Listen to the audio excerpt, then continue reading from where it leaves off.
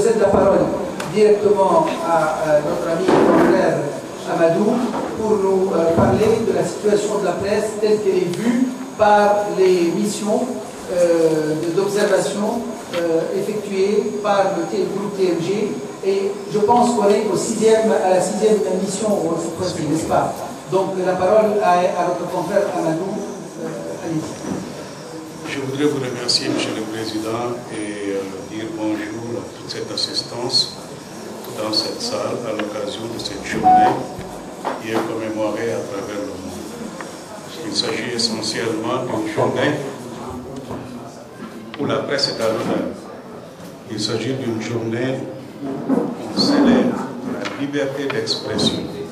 Il s'agit d'une journée où on rend hommage à l'homme, à l'individu. Et donc, être avec vous aujourd'hui et voir cette salle remplie est certainement un signe pour nous qui venons de l'extérieur que tout ce que nous avons pu faire n'est pas vain. Tout ce que nous avons pu dire n'est pas vain, mais qu'il nous reste encore beaucoup de choses à faire. Et donc nous en sommes à la 5e mission du groupe d'observation de la Tunisie.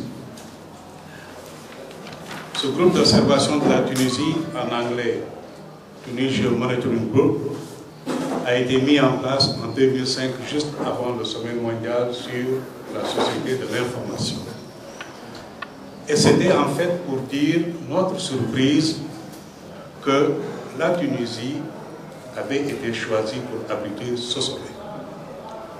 On se posait des questions et on avait dit, puisque ceci est le cas, il nous faut suivre ce qui va se passer et influencer autant que possible la situation pour que ça aille dans le sens d'une plus grande liberté de la presse, d'une plus grande liberté d'expression dans ce pays. Alors, le TMG, c'est quelques 20 membres de différents pays à travers le monde qui mettent ensemble leurs ressources pour 3 choses dans le cas de la Tunisie. Nous cherchons à mettre fin à 3 choses. La première, c'est la détention des prisonniers d'opinion. La deuxième chose à laquelle nous voulons mettre fin, c'est la censure sur Internet qui fait l'objet des débats que vous avez enclenchés cet après-midi.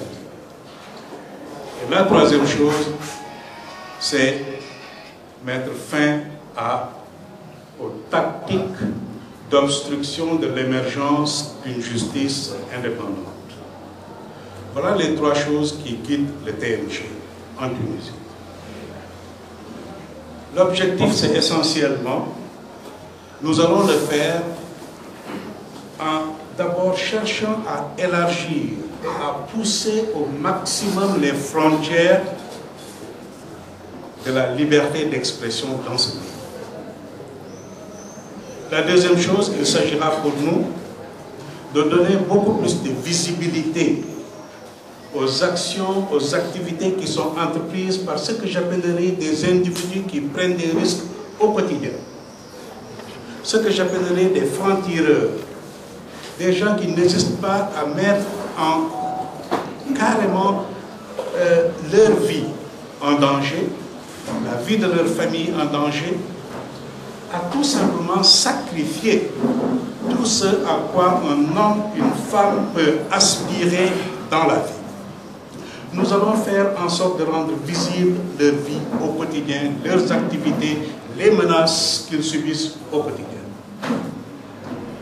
Nous allons faire en sorte que les décideurs qui ont la possibilité au plan international d'influencer les pays avec lesquels ils signent des accords de partenariat, que ces pays puissent être informés, sensibilisés et qu'on va faire un plaidoyer régulier et beaucoup plus soutenu auprès de ces différents décideurs européens, américains et africains pour leur dire revoyez ce qui se passe en Tunisie avant de vous engager dans quelque accord que ce soit.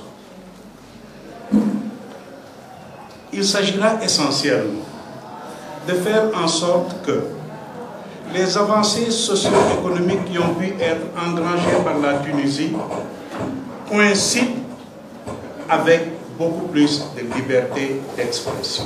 Il s'agira essentiellement de faire en sorte que la lisibilité sur le plan institutionnel, la lisibilité au niveau des lois. Jamais je n'ai vu un pays qui a autant d'institutions en place pour répondre à la liberté d'expression. Jamais je n'ai vu un pays qui a autant de lois pour répondre à la liberté d'expression.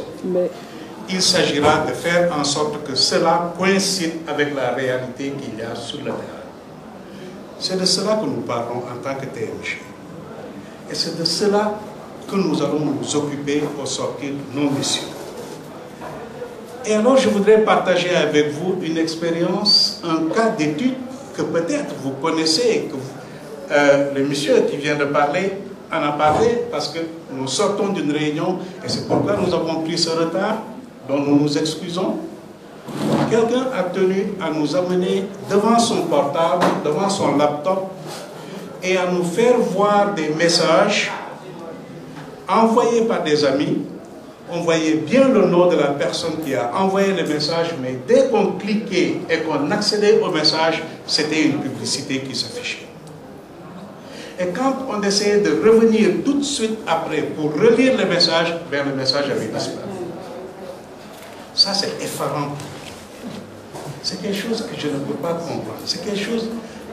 Je n'arrive pas à m'imaginer comment techniquement on peut dépenser autant de ressources pour juste empêcher à ce que vous et moi, nous puissions accéder à un mail qui, en fait, est peut-être tout à fait innocent.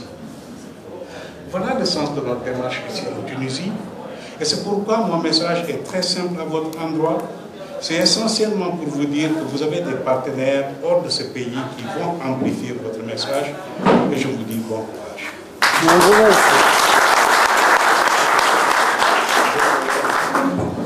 أن تسهل حرية التعبير مثل تونس ولم يرى بلدا فيه من القوانين والتشريعات التي تقر بحرية التعبير مثل تونس ولكن ربما لم يرى بلدا أيضا تغيب منه كل هذه القيم مثل بلادنا. فشكرا للشبكة التي تعمل من أجل دفع الأمور ومساعدتنا على دفع الأمور إلى الأمام في اتجاه حرية التعبير.